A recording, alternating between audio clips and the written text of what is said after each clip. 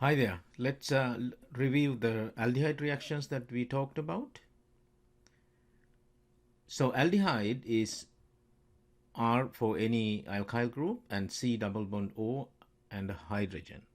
So this hydrogen is strongly bonded. It's not going to go away. Remember that. So that's an important thing to know. And the carbon is an electrophile and oxygen will have a delta negative. So in case of you're thinking about the mechanisms, we will talk about mechanisms separately. So this is just a summary, kind of a big picture that you wanna memorize. So you wanna put it into your cheat sheet.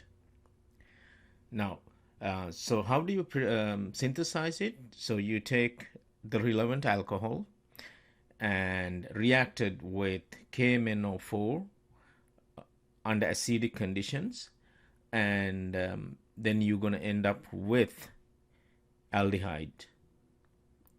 In this case, what I would think is an easy way to think CO4, there's tons of oxygens. So these oxygen atoms going to pick up these two hydrogens, if it does, and then what happens is you're going to make a double bond between the carbon and the oxygen. So it's a good way to see it when you know the formula, structural formula, so you can see reasonably how we end up with the aldehyde, right? Now also there's another way. Some of your courses you do use PCC, pyridine chlorochromate. So if you know once or twice PCC, pyridine chlorochromate, would be easier. It's a milder reagent. It's going to do the same thing actually.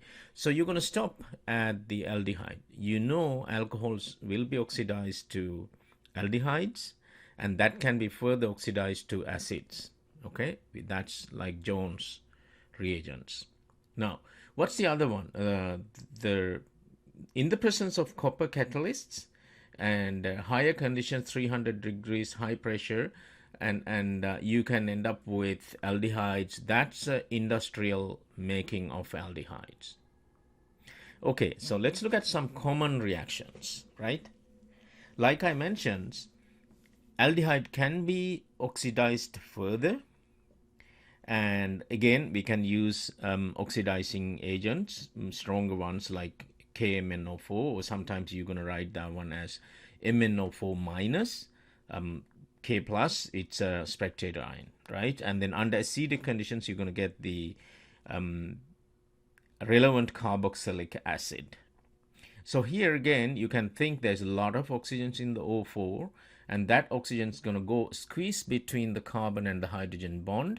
The CH will become COH. You can see the solid red oxygen. That's the new oxygen came in, right? So we are not focusing on the mechanism. We are focusing on how to get the answer. Now, aldehyde also can react with the Tollens reagent. This one must know, silver plus ammonia complex. So silver ammonia complex is gonna oxidize the aldehyde to their acid, and it's gonna produce a silver mirror. Now you may remember in the carbohydrate video we did talk about that one. This is an important one, but the silver mirror test, Tollens is a little bit expensive, but we have a better one. So that is Fehling's. In the Fehling's, instead of the silver ammonia complex, we have copper ammonia complex. It's cheaper, and so it's going to do the same results. It's the same aldehyde to carboxylic acid oxidation and the reduction of the metal. The reduction of the metal is specific here. It's going to end up with the Cu2O and copper 1 oxide. That's a red precipitate. That's what the laboratory analysts will look and quantify. Another term you should know, the silver plus becomes silver at the gaining electron of the gaining electron is a reduction, right? The same thing for the copper plus 2 become copper plus 1. That's again gaining electron is a reduction. So these are redox reactions, B and C. You see the aldehyde oxidized, Leo, right?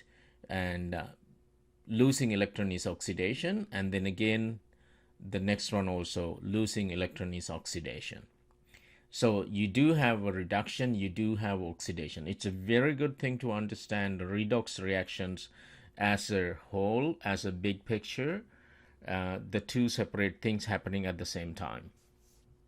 Okay, the other one. So aldehydes can be reacted with lithium aluminum hydride, and that's H minus. This is also actually gaining electron is a reduction.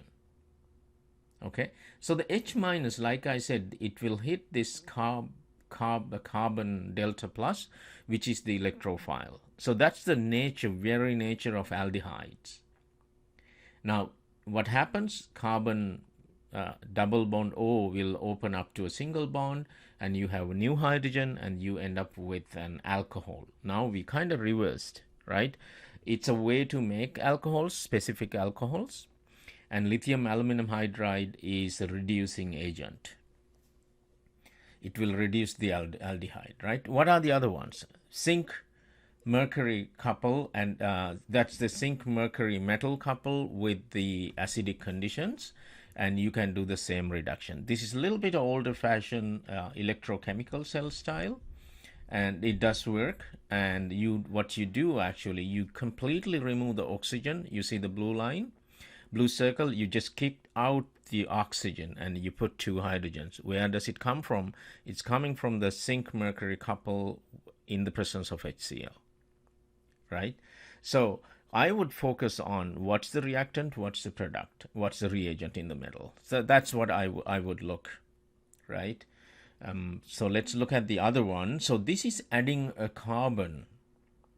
So when you react with HCN, hydrocyanic acid is a weak acid, and it will react. This is the nucleophile. Cn minus is a nucleophile. It's going to attack on the electrophile, the carbon delta plus, and then it opens up the double bond on the CO.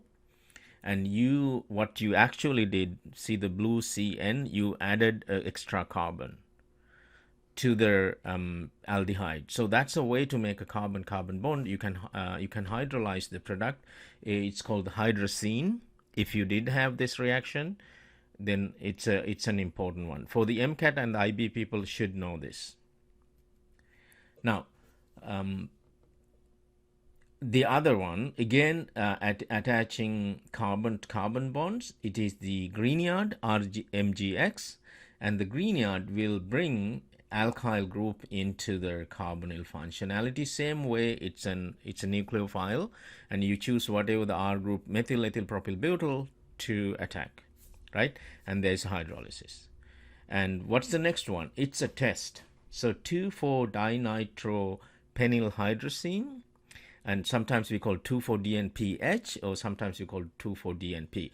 This is in your molecular biology labs and the colorimetric experiments. We do use this one. So what's the point? You are trying to recognize aldehyde or ketones.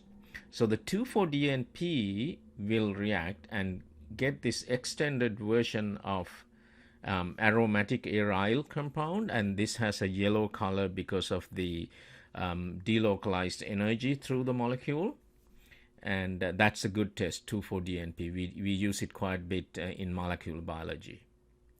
All right, so that's the summary, and then we just ask me the questions about the mechanisms you want to learn about it, and so it's basically all so 1 hour lesson into less than 10 minutes, right?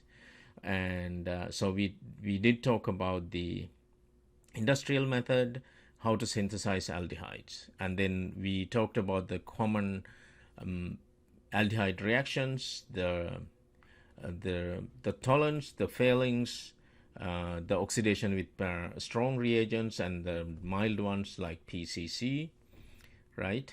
And then also the blood and urine test actually done with the failings, not the tolerance. Tolerance is too expensive, like I said.